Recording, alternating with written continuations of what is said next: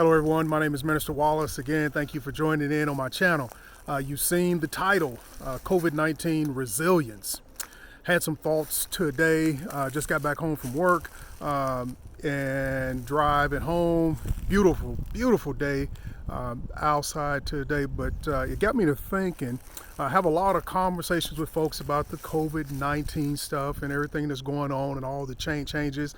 And the thing that was striking to me or interesting to me is different people's reactions, especially to either things that I say or just thoughts that I have. And sometimes it's a good reaction, sometimes it's not. I was talking to my mom, and she's kind of, she is not complacent, but she's doing all the taking all the precautions. She's doing all the things she's supposed to do, but she's trying to continue as best as possible with her everyday way of life. And our conversation was not dominated by the COVID-19 issue. Talking to other friends, the COVID-19 issue is top of the list. It is the kind of woe is me, what's going to happen next, or what are we going to do, this is going to get terrible, kind of parroting along with what the news media is saying.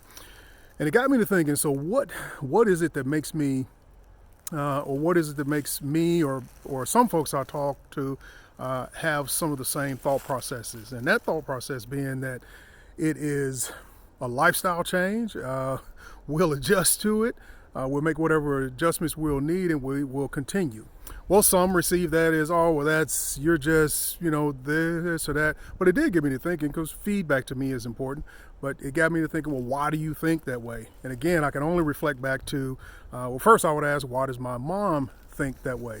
The way she thinks that, reason why she probably thinks that way is past experiences has made her resilient, life-changing things, single parent, all kinds of things. She was one of the first, well, she was the first person to integrate the Oklahoma City public school system. So resilient, as I'm sure that was a life change. Myself, years of military experience, combat operations, going to all kind of countries all over the place. You have to be able to adjust to change. Ladies and gentlemen, this is a change. This is a lifestyle change. We can make one of the two choices when change happens, especially change like this that's got some negative tails on it. We can make one of the two choices. We can adjust. That is, we can take the precautions that we need to take. We can make the adjustments that we need to make, and we can move on. We can try to live our life as best as possible, try to remain positive and move forward. Or we can make the choice to latch on to the local news and just kind of, woe is me, the world is over, that's it, everyone's going to perish, I'm not going to make it. And for the military folks out there, you know what it's like having a person in your section or your squad or your platoon that all they're doing, you are somewhere deployed or you're somewhere stationed or you're out on a training exercise, and let's just say you're out in an area that is covered in snow. How depressing is it to have somebody reminding you about that? Man, it's cold. I'm cold. My boots are cold. My clothes are cold. It's cold outside. Why are we outside? Look, it's a change, okay? It's a change of environment. It's a change of situation. It's a change of lifestyle. In the book of Daniel had to make some changes. Daniel was, he was a prophet. He was probably high esteemed, but he had to make some changes. Why? Because he became a captive. So, of course, it was prophesied that God was going to make some changes if they didn't start adjusting or start obeying what God was telling them to do. But they didn't, and guess what? Nebuchadnezzar came, took them all captive, just like the Bible said that he would. Daniel had to make some adjustments. Daniel changed.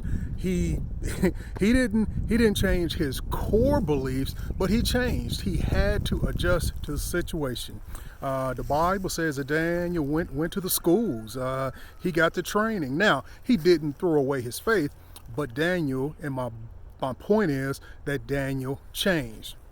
With that, I would encourage you that yes, COVID-19 is significant, but it's a change. It's going to be we're going to have to make some changes. They may be short-term changes or they may be long-term changes. Detach yourself from the folks who want to live in the this is it, we're done, blah blah blah blah blah blah. You got to kind of distance those types of folks.